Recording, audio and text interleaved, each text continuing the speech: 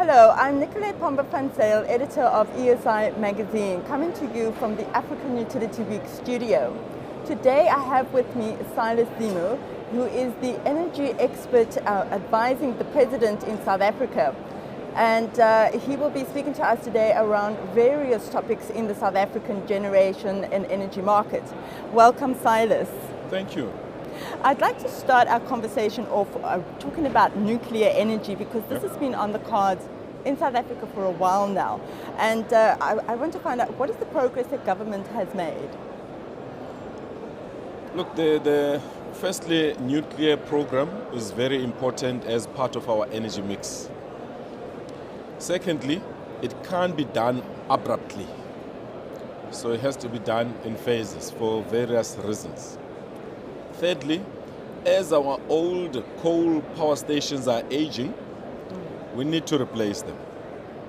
Fourthly, which is one of the most important things, we led the world at the COP21 in Paris to say the world has to go clean and green. So we can't continue aggressively as previously we used to on our coal. So nuclear comes in as a real coal replacer, because with nuclear you can then have your base load covered and ensure that the future is good and ensure that the maintenance is less. Currently, as Eskom had said, Quebec is the one that makes us to be able to afford the tariffs that we're doing now. So it's cheaper to run Quebec than some of the coal power stations. So the progress is we've gone out on request for information. We now have to go out on the detail with the technical details of how many megawatts, Yes. what type of technologies are we gonna need. We also have to be careful that we don't commit too much in megawatts and not allow ourselves to get the new technologies, because we are aware that there's now newer technologies in the markets. So with the current technologies, we cannot go for many years. But having said that, nuclear, even if we start it tomorrow, it's going to take another 10 years for it to be completed. So for me, it's not a matter that is as urgent as ensuring that we don't have load shedding, but we can't forget about it.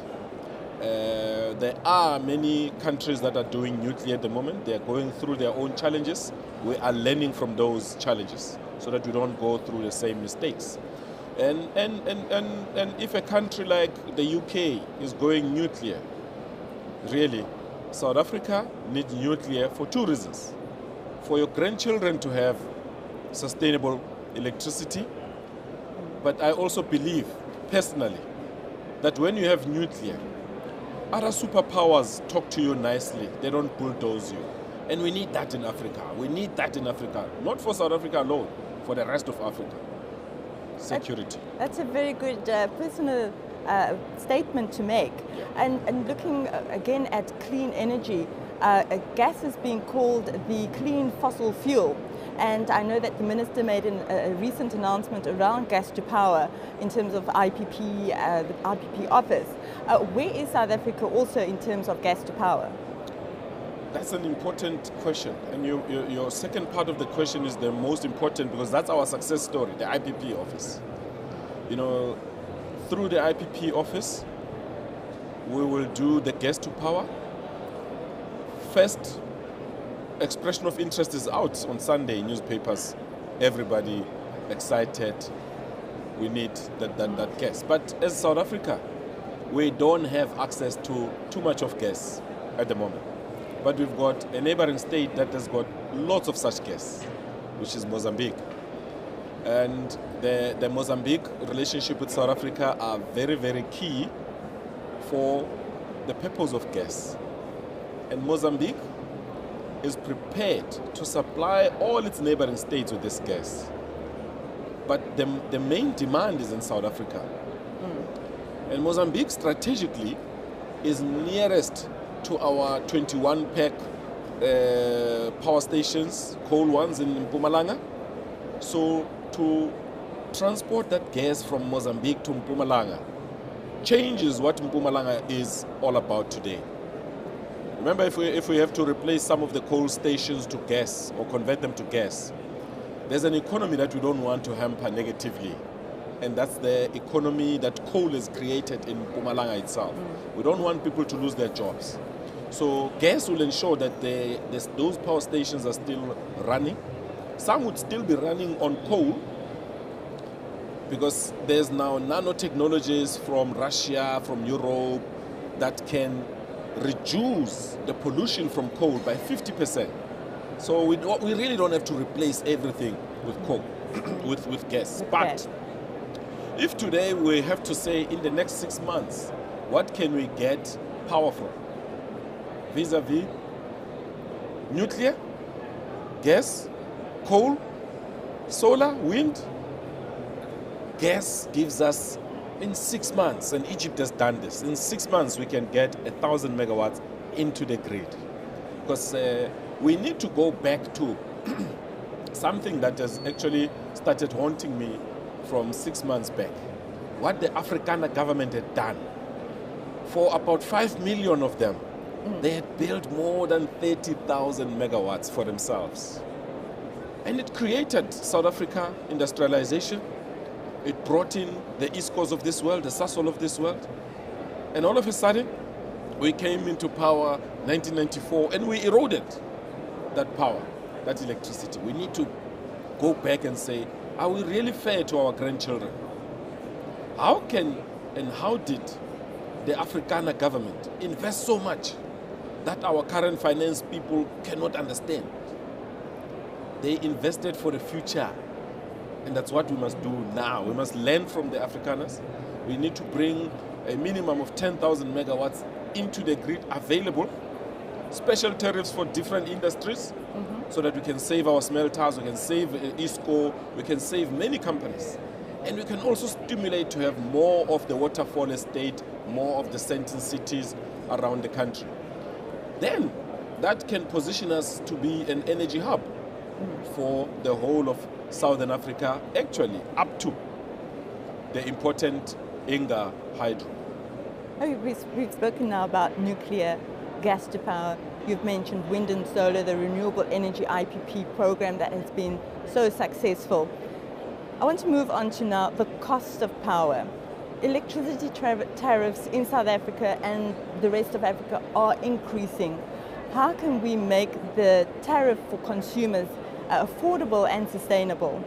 Yeah, you've been asking me simple questions, now you ask a difficult one.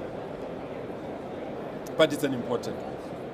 It's an important one. It's hurting for me to see Eskom and the NERSA, the regulator, not in sync. I still have to find out who has to be in sync with who. But as long as you're not creating jobs, as long as you're not creating enough jobs, it's unfair to expect people to pay for electricity. That's one. Two, by constitution, we said the executive mayors are the ones that have to provide services to the people. And the moment the executive mayors proclaim an area to say, this is a recognized area, it can have ERFs, there'll be rates and taxes, then by constitution you have to give those people electricity. The constitution doesn't say pay or don't pay for electricity. But it's unfair that you provide electricity by constitution, but after 3 months the utilities then send letters of lawyers to people who are not working, you know? And I'm talking here fairly so, as a person who can afford electricity, but knowing what the rest of our communities are going through by not having jobs, what the rest of our communities are going through by getting threatening letters from the lawyers. You know, we need to come up with solutions that are sustainable. We can't, for an example, continue saying we're going to write off the debt of Soweto. Okay? We are now, it's starting to be wrong and to sound wrong. This is where the renewable program comes in. This is where the distributed generation on gas microgrids comes in. Let's give these people solar water heaters. Because for my grandmom, my late grandmom, coffee is a thing of the day. every day. She boils water the whole day. She only drinks half of that coffee because most of the time she's sleeping. She wakes up, she goes to her chicken and hen, takes a few eggs, boil them. Then she boils water to bath. 2-liter kettle onto a 100-liter bath. By the time she has enough water, the water is cold. Electricity bill is going up. The moral of the story is we can afford as a country to give free electricity through solar water heaters and solar panels for lighting, TV and refrigeration, and move everybody else from cooking and heating, from electricity to gas. Hence the importance of this relationship with Mozambique. Okay, so what we then do for new houses that we're building, those houses must be off-grid. Then we need to go back and say there's lots of squatter camps that are now proclaimed. What does that mean? For Joburg alone, those squatter camps, if you take a satellite picture, they are as big as the whole of Sandton. Can you afford to have 3,000 megawatts for them?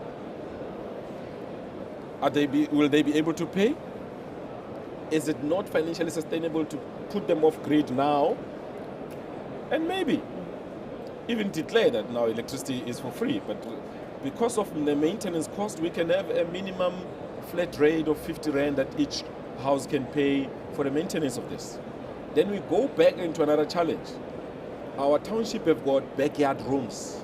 Those backyard rooms are now homes because people are renting there. And they now need access to power as well. So solar is going to play a very key role in future for me in ensuring that we take away the pain of people having to think of how they use their pension money to pay for electricity. You've brought forward a very important message here that the consumer base is changing. We need to think differently about how a utility and a municipality operates on a business model, and how we then provide for everybody in the country sustainable energy for all, basically. So my question to you, my last question to you, is about the utilities. How should they be modifying their business model to reflect on what you have been saying in terms of generation capacity and supply and demand?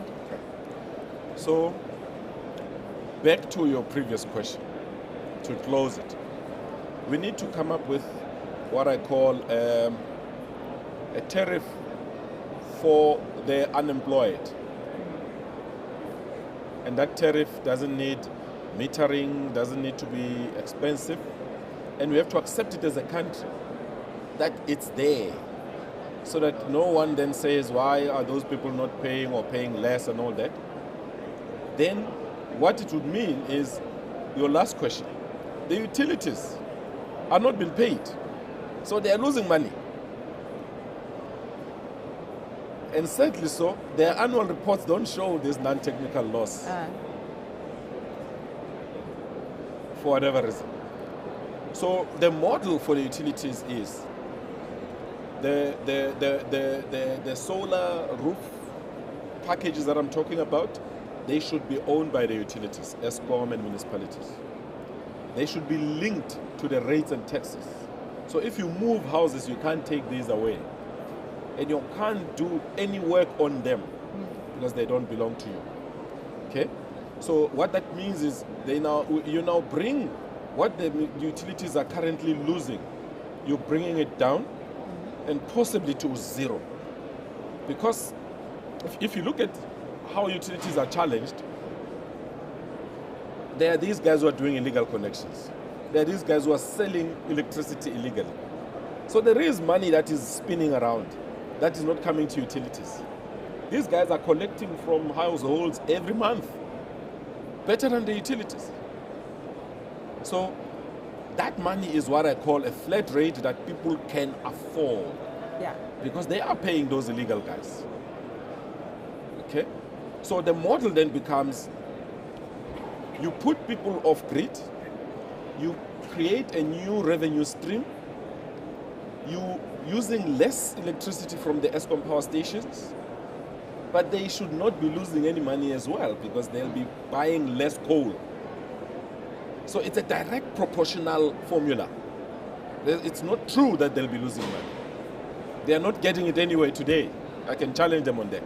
So because they are part of our government three-sphere program, we need to save them financially. They need to be financially viable, and hence the importance of them owning these systems that we'll be putting in future, including solar water heaters. At the moment, solar water heaters are put out there for free.